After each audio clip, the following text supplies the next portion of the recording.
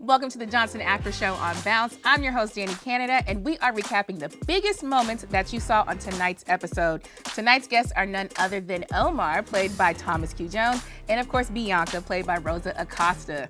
Now, if you're watching this and you have not seen the latest episode, make sure you download Brown Sugar to get caught up, and then come back and chat with us because we're going to be spilling all the tea tonight.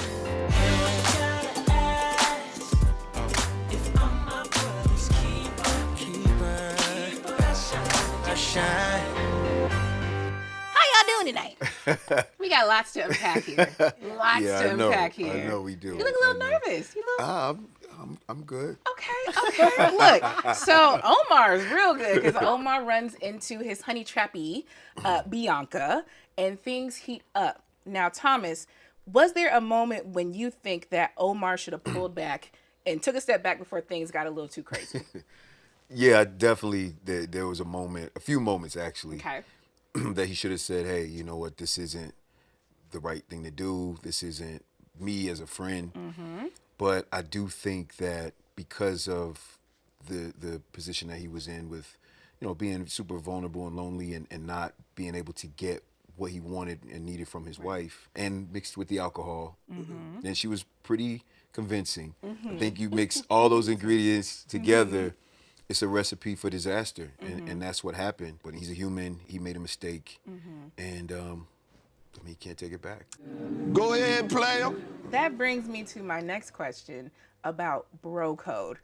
I feel like he kind of obliterated the bro code in that moment with Bianca. So is the bro code real, and does it stand here with Omar and Keith? Yes, the bro code is real. Okay.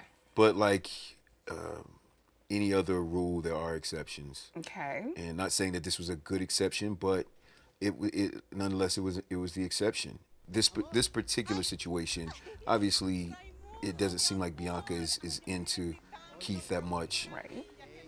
He reached out to her because Keith, confirmed it. She reached back out to him, and they talked, but he never called her back. So I mean, it wasn't like he was looking to do this. It was something that just by chance happened, and he broke the bro code. And I don't think that he gets a pass. And hopefully people. There we go. Thank you, Rosa. That's a perspective that I would expect to get. Okay. But I do hope that people can see, like, sometimes I think men are in these vulnerable situations. Okay. And things happen, and maybe they can take some humanity into account, Okay. as opposed to just kind of writing them off. Right. So Thomas is using the word vulnerable. You are using the word trifling. Why do you think it was trifling? Well, because that's like his brother, Yes. And I just feel like, yes, we all gonna have our vulnerable moments. Okay. But if we use vulnerability to account for our mistakes every time, those are the moments that really like shape who we are. So Okay. I just feel like we shouldn't just excuse ourselves that I'm going through something. We're always gonna be going through something. And if we use these moments to feel like it's okay to hurt people that love us and that we love, Right. we are all humans. We all make mistakes. I just want to know what's going to happen with Omar, what's going to happen with Bianca. What are they going to do moving forward? Because they cannot take it back, like you say, right? Right. So they already made the mistake, and I think the public is going to decide, okay, you know what? I like Omar, or I like Bianca, or it's going to be like the turning point for people to be like, I don't really like that guy, or that Right. girl is not it. This is a pivotal moment for both of them. Yeah, I still would like to know why Omar didn't just tell Keith right away, Right. hey, like your girl responded to my DM. Oh, see? Nope. Nothing here. Hey, you'll get him next time, big guy. Right. Told you. Right. Did. He knew his friend. His friend is like that. He's very impressionable, and he's naive. And every woman that he's met over the course of their life, that he likes, he has this idea that and that's not reality. And in a brotherhood and friendships, every friend has a different dynamic, right? Okay. Greg's character would probably, obviously, he's telling him, hey, you should say something. But Omar and Keith seem to be, have a different relationship, and he wants to spare his feelings. And I think that's an honest perspective. It wasn't right, and I'm not justifying what Omar did, but I think when you look at the entire show and his character arc and where he is in his life. Yeah. And his wife's not giving him any attention and he's, lonely, and this woman is pursuing him at the bar after he's had some drinks. It makes sense for that to be a mistake. But also, at what point does your friend need to understand, bro, you in the friend zone? But you think Omar could have broken that down. Right, with right. him. No, listen, Omar was wrong completely. Okay. But just in a bigger conversation, at what point does a man realize that he's in the friend zone? At what point do you know? And so that's the question too. At what point does Keith realize, like, you can't do this with every woman in your life? Yeah, I think when you really like a girl, anything feels like bigger. So He has blinders on. Right. So when you really like a girl and she's just like, oh my God, I really like your shirt. That touch and that compliment to your shirt it's like she really likes me. And Right. it was just, for the girl, it might just be like, oh, I'm going to go touch the next person, Right. the shoulder. So I think that he's just like, everything is magnified in Keith's eyes because he really likes her and he's like smitten by her. So when she says like, let's go to salsa, or hey, I want to take some pictures, or we should go eat, and it feels like bigger than life for him, and it's Right. just nothing in our eyes because we're seeing it from the outside. Right. So let's talk about Omar and the space that he's in. He is reeling because he does want to be with his wife. He's in this space where he's not happy. He runs into her, and obviously things happen. Now, some would say instead of falling into this kind of trap with Bianca, he could, go to church, he could read a book, he could meditate, go to therapy. Yeah. Like, there are so many other things he could do than smash the girl that his friend has a crush on. Right, like all the guys that I know, that's exactly what they do. They go to church. How pray.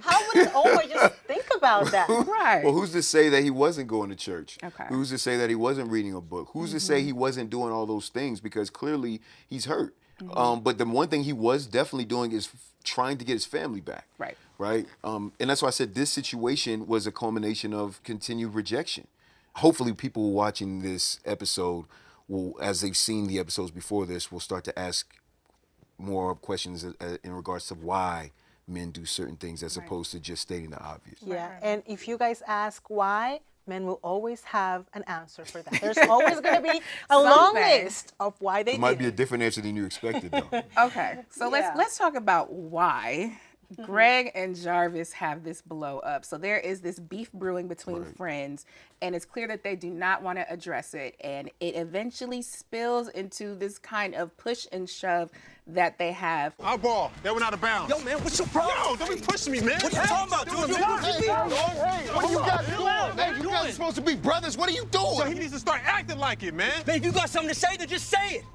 Thomas, tell me about black male friendships and about any time that there is tension, like, is it best to address it directly? What happens when you let it build up like that? I think when you let anything build up, it comes out the worst way possible. Yeah. And I think Greg and Jarvis, they have different personalities. Clearly, Greg, has a specific perspective on Jarvis's relationship and his marriage. I think that's an honest perspective. There's certain people that just see those things differently, in regards to like interracial relationships. And I think the fact that Jarvis, when they were younger, they grew up a specific way. Jarvis leaves and goes to college, and then he comes back, and then he's somebody else.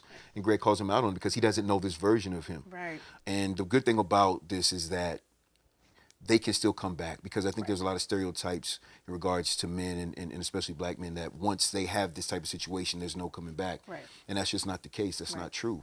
And that was one of the goals that Deji and I wanted in regards to creating this whole idea around black men and our relationships, is to show, like, to us, 80% of black men are like this. Yeah. We get in an argument, we're brothers. You might go away for a day or so. You might not pick up the phone. But at the end of the day, we're back brothers again. Right. And loving each other and supporting each other. So I think that was a very important scene, and it's a very important message.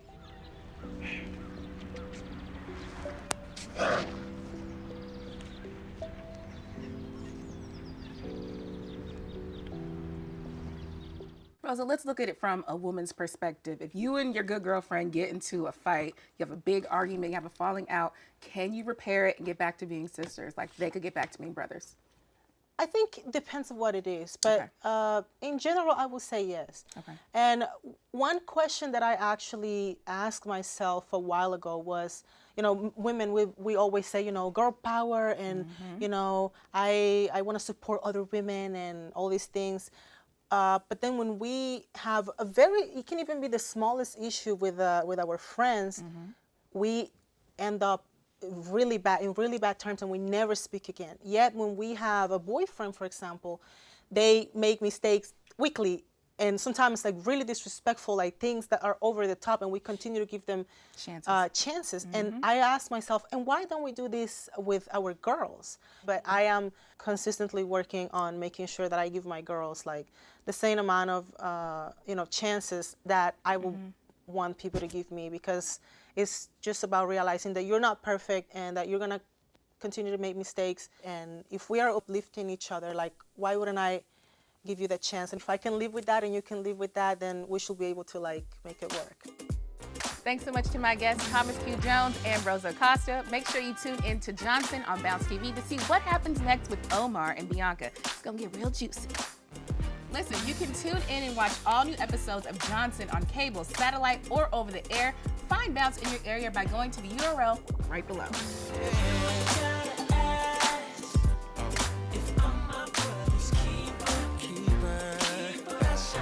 Shine.